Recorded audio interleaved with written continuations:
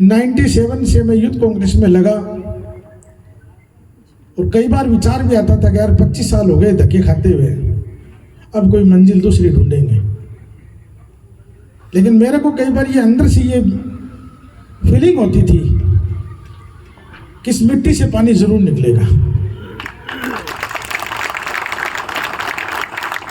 मेरी माँ भी बैठी है, मेरे दोनों भाई भी बैठे हैं, मेरी बीवी बैठी है, मेरे पड़ोसी बैठे हैं, मेरे साथ 24 घंटे मेरी टीम में रहते हैं, वो सब बैठे हैं। वो सब ये सोचते थे तो धक्का क्यों खावे हो, क्यों धक्का खावे, के चावे हो। जब पूछा जयपुर गए हो, जब पूछा दिल्ली गए हो, जब पूछा हैदराबाद गए हो। और मेरे को हकीकत में कॉन्फिडेंस रहता था, मेरे को स्टेमिना इतनी रहती थी कि नहीं यार ये दिल्ली 4 घंटे में दिल्ली नाप देंगे, यार ये 4 घंटे में कोटा आ जाएगा, कोई खास बात नहीं। मैंने कभी कल्पना भी नहीं की कि राजस्थान के यशस्वी मुख्यमंत्री और मेरे महबूब लीडर अशोक गहलोत साहब की नज़र मेरे पर पड़ेगी। मैं तो पार्टी का सिपाही था। पिछली साल ख्वाजा साहब के यहाँ चद्दर चढ़ाने का कार्यक्रम बना तो पूरे हिंदुस्तान से 33 लोगों को बुलाया राहुल जी से मिलने के लिए कि राहुल जी चद्दर को हाथ लगाएंगे और वो चद्दर ख्वाजा साहब के यहाँ आएगी। उस रस्म में हिंदुस्तान के बड़े अक़लियत के लीडर, मुस्लिम कम्युनिटी के लीडर जाते हैं। एक सौभाग्य मुझे भी मिला कि मेरे को भी बुलवाया गया। राजस्थान से दानी सबरार साहब थे, सालिम अहमद साहब थे और मैं गया था। तो मैं तो किसी पद पे था ही नहीं। दानी सबरार साहब एमएलए थे, सालिम अहमद जी मंत्री थे। तो राहुल जी से सिर्फ 5 मिनट का टाइम सेट हुआ था। तो राहुल जी ने सबके चेहरे देखकर कहा कि कुर्सियाँ मंगाओ, बैठेंगे। तो उन्होंने लाइन से सबका परिचय लिया। 1 साल पुरानी बात बता रहा हूँ मैं। तो जब मेरा नंबर आया तो मैंने कहा साहब, बोला आप क्या करते हैं? मैं साहब पार्टी का सिपाही हूँ। बोल कब से? मैं सर 97 से। बोल प्रमोशन नहीं हुआ? बोल नहीं हुआ सर। बोल क्या करते? मैं सर सिपाही हूँ, पार्टी की सेवा करता हूँ। मुझे आज भी कई बार विचार होता है कि बंदे को शायद वो बात लग गई होगी। जिस आदमी के बारे में ये बोलते थे कि वो राजघराने का आदमी है, उस आदमी ने कन्याकुमारी से कश्मीर पैदल नाप दिया। आप कल्पना नहीं कर सकते, लोग गाड़ी से नहीं जा सकते, सिर्फ नाम सुना हम लोगों ने, उस बंदे ने पैदल नापा उसको। तो प्रतिभाओं को ढूंढना और सिपाहियों को ढूंढने का काम राहुल गांधी जी ने किया है, उनका मैं एहसानमंद हूं। माननीय मुख्यमंत्री जी का 24 तारीख की रात को कॉल आया, 23 तारीख की रात को, कि 24 तारीख को आपको सीएम साहब ने बुलाया है। उनके ओएसडी का फोन आया। तो मेरे को रात भर नींद नहीं है। मैंने अपने से कोई गलती हो गई शायद, क्योंकि मैं पिछले 1 महीने से गैर मैंने चौथा डाल रखा था। ठीक बोल रहे होंगे? मैंने हो सकता अपने हालांकि कोई गलत तो नहीं कही है, पार्टी से टिकट ही तो मांग रहे यार। मैं दावा भी कर रहा था टिकट मेरे को मिलेगी, हो सकता कोई बात अड़ गई हो। तो रात भर सोया नहीं। सुबह जब उठ के सीएम हाउस में गया तो 4 बजे बुलाया और फिर 4 बजे कहा कि 6 बजे आओ। तो मेरा वो दिन निकलना भारी हो गया।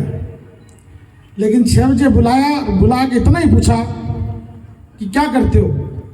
तो मेरे तो वही शब्द थे, सब पार्टी का सिपाही हूँ, सेवा करता हूँ। बोल क्या करना चाहते हो? मैं सब सेवा करना चाहता हूँ। 25 तारीख की शाम को 6 बजे मुख्यमंत्री जी के निवास से कॉल आया कि आपको राजस्थान मदरसा बोर्ड को चेयरमैन बना दिया।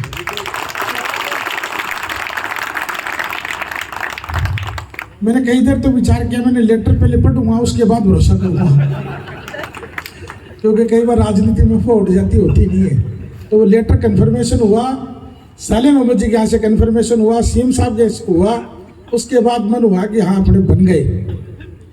और ये भी मालिक का करम है, अल्लाह की दुआ है कि अपने को मदरसा बोर्ड ही क्यों मिला। मेरी राजनीति में मैं खुद ही हूँ, मेरी पृष्ठभूमि राजनीतिक नहीं है। न मेरे पिताजी थे, न मेरे दादाजी थे, न मेरे भाई हैं। हमने खुद नहीं अपनी मेहनत करके राजनीति में अपना मुकाम बनाया, लेकिन बुजुर्गों की दुआओं थी, परिवार का सपोर्ट था। तो मैंने कहा गहलोत साहब ने अपने को पद इसलिए दिया है कि मेरे परिवार ने मैंने सदैव खिदमत के काम किया है और अपने को भी मदरसा बोर्ड में खिदमत का ही काम करना है।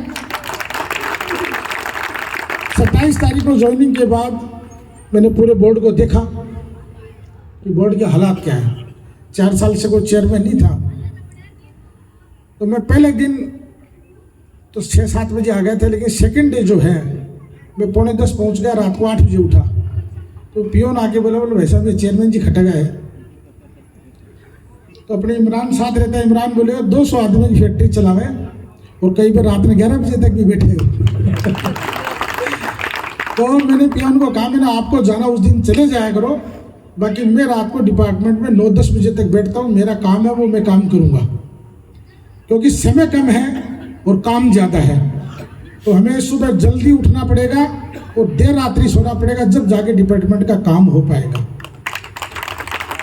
राजस्थान में 3500 मदरसे बोर्ड से रजिस्टर्ड हैं, 2 लाख के समथिंग स्टूडेंट हैं, 5656 करीब मदरसा पैरा टीचर्स हैं। आपको पता सबको मदरसा पैरा टीचर की लड़ाई पिछले दिनों से चल रही है, संघर्ष चल रहा है उनका। खिलजी साहब आए पाली से, पता है इनको सबको। वो फाइल सीएम साहब के पास पड़ी है कि मदरसा पैरा टीचर्स को स्थायी करो। आप यकीन करना, मैं झुंझुनू में जब था तो मेरे पास सुल्ताना, चनाना, बुडाना, सुत्ती, माखर, सलामपुर यहाँ से फ़ोन आते थे। अब वहाँ से फ़ोन आते साहब जोधपुर से बोल रहा हूँ, पाली से बोल रहा हूँ, बाड़मेर से बोल रहा हूँ, अलवर से बोल रहा हूँ, भरतपुर से बोल रहा हूँ। और पूरे दिन एक ही डिमांड है कि साहब मेरा ट्रांसफ़र नहीं हुआ, मदरसा पैरा टीचर्स की भर्तियाँ निकालो, मदरसा पैरा टीचर्स को स्थायी करो, हमारे मदरसे में पैसा दो। तो रात को 10-10 बजे तक, 11-11 बजे तक उनके कॉल, क्योंकि मेरा नंबर तो सार्वजनिक है, सबके पास है। 11-11 बजे तक लोगों के कॉल आते हैं। मैं आपको विश्वास दिलाता हूँ कि मदरसा पैरा टीचर्स की स्थायी करने की जो मुख्यमंत्री जी के पास जो बात है उनके जहन में है, वो खुद भी विचाराधीन है, करने की प्लान है उनका। और मैं उम्मीद करता हूँ कि बहुत जल्दी अपने को सुखद परिणाम मिलेगा। राजस्थान के मदरसों की जो हालत है, मैं अभी बीच में गंगानगर, हनुमानगढ़ और सूरतगढ़, पीलीभंगा के विजिट करके आया था, तो पता लगा कि मदरसों की हालत ख़राब है। तो अकेली सरकार नहीं सुधार पाएगी, हम सबको मदद करनी पड़ेगी, हम सबको सहयोग करना पड़ेगा, तो मदरसों के हालात और उनकी स्थितियाँ सुधरेगी। खैर लंबी बात है, अपने को जो जिम्मेदारी मिली है इंशाल्लाह उसको निभाएंगे। मैं तो इस मन से आज एक बात कहूँगा आपको कि मैं 11 दिन से घर आया हूँ आज, तो मेरे को घर ऐसे लगने लगा है जैसे बहुत दूर बैठे अपने। और आज भी मैंने मन कर लिया था, सबने कहा कि 10 तारीख के बजट के बाद जाना आप। मैं बजट से पहले जाऊँगा, 9 को वापस आ जाऊँगा, ये मैं घर जाके आऊँगा। ये जो पद मिला है, ये पद मुख्यमंत्री जी का एहसान, शीर्ष नेतृत्व का एहसान, हमारे प्रदेश अध्यक्ष गोविंद सिंह जी का एहसान, हमारे प्रभारी रंधावा साहब का एहसान मैं कभी नहीं उतार पाऊंगा।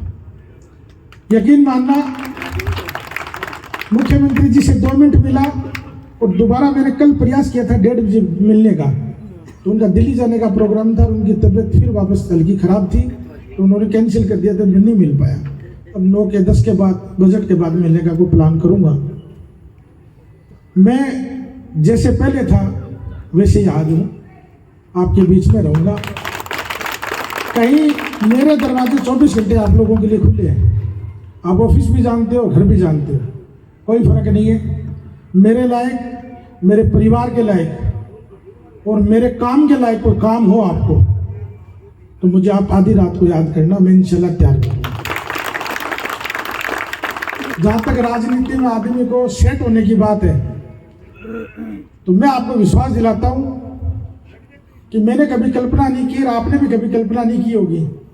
इरशाद भाई मुस्कुरा रहे हैं कि अपने को कभी कोई मंत्री पद भी देगा क्या। आपने तो गाँव दिया क्या करते, परसों को चुनाव में जीतता, आपने तो एक रात में मंत्री बना दिया, क्यों बड़ी बात क्यों सी। तो आपने तो 9 बॉल पे छक्को है, चिंता मत करो, अगली बॉल पे छक्का डाला, टेंशन मत करो।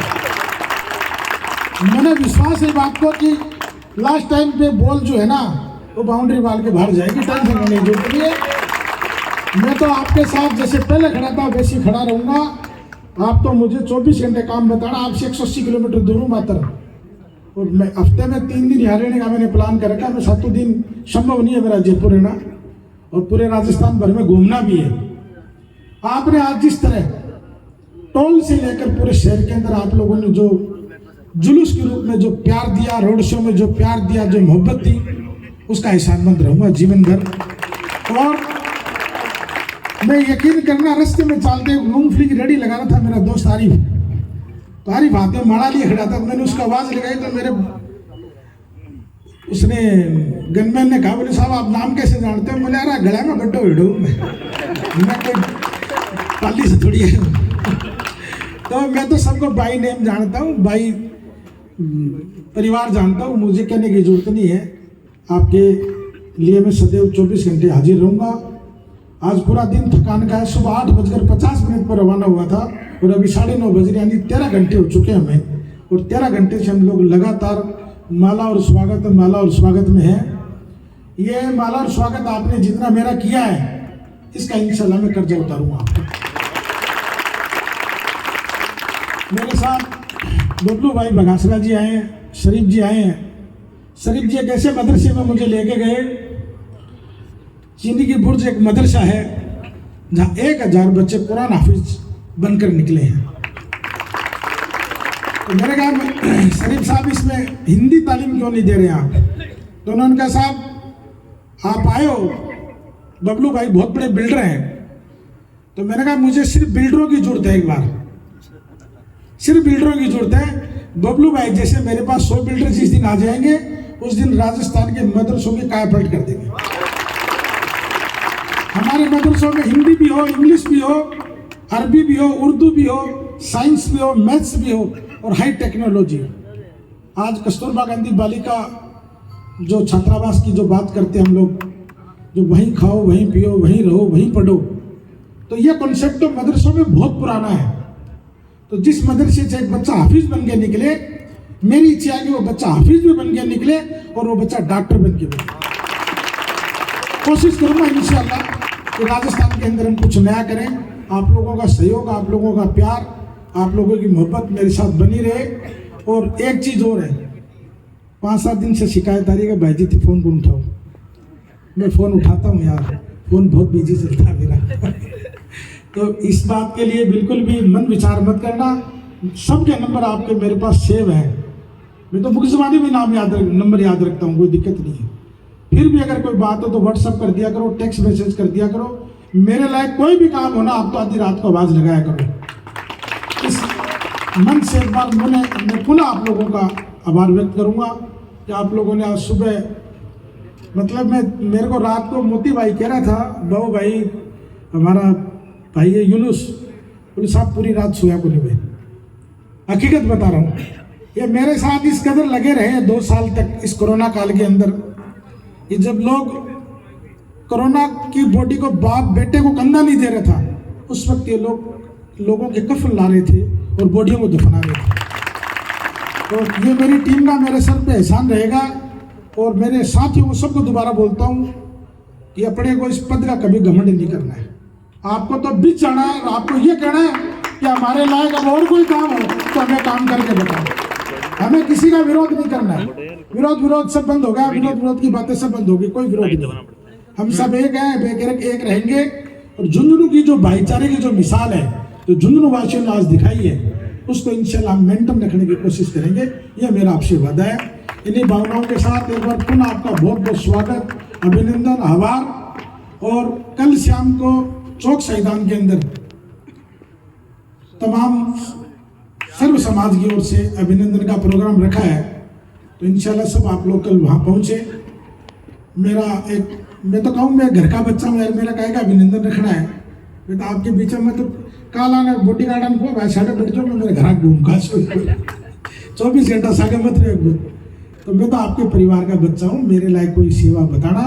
और कल शाम को इंशाल्लाह हम सब लोग मिलेंगे। इन्हीं भावनाओं के साथ एक बार पुनः आपका बहुत बहुत स्वागत, अभिनंदन। अस्सलाम वालेकुम, नमस्ते, सत श्री अकाल।